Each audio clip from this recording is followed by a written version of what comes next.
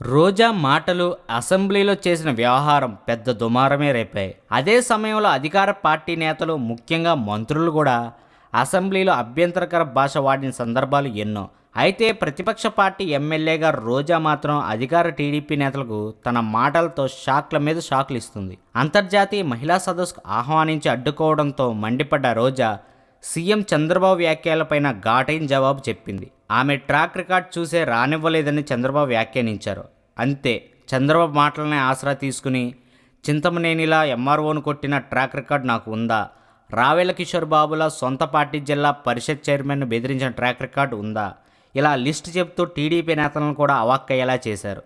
ఇప్పుడు మళ్ళీ అదే సీన్ రిపీట్ అయింది. గురువారం నాడు జరిగిన మంత్రివర్గ సమావేశంలో నందిగామ జగన్ వీడియోను చంద్రబాబు, మంత్రులు అంతా వీక్షించారు.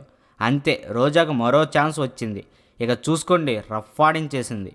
చంద్రబాబు ఆయన మంత్రివర్గం నిజానికి చూడాల్సిన వీడియో అది కాదు. ఏ రాష్ట్రంలో ఏ సీఎం చేయని దౌర్భాగ్యమైన పని రేవంత్ రెడ్డిని పంపి ఎమ్మెల్సీ సీటు కొనుగోలుకు 5 కోట్లు ఇస్తూ పట్టుబడిన వీడియోలు చూడాలి. మా వాళ్ళు దే బ్రీఫ్డ్ మీ అని అడ్డమైన ఇంగ్లీష్ మాట్లాడిన వీడియో కూడా చూస్తే బాగుండేది. గోదావరి పుష్కరాల్లో తొక్కిసలాట్లో 29 మంది మరణిస్తే ఆ రషెస్ ఇంతవరకు కనిపించలేదు. ఆ వీడియోలు ఏమయ్యాయో క్యాబినెట్కు తెలియదా?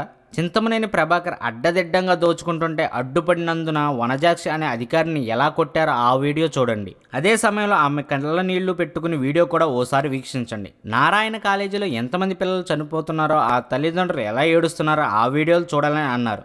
మరి రోజా మాటలకు టీడీపీ నేతలు సమాధానాలు వెతుక్కోవాల్సిందే, లేదంటే రూటు మార్చి మళ్ళీ విమర్శలు చేయాల్సిందే. అందుకే ఇలా అయితే ఎలా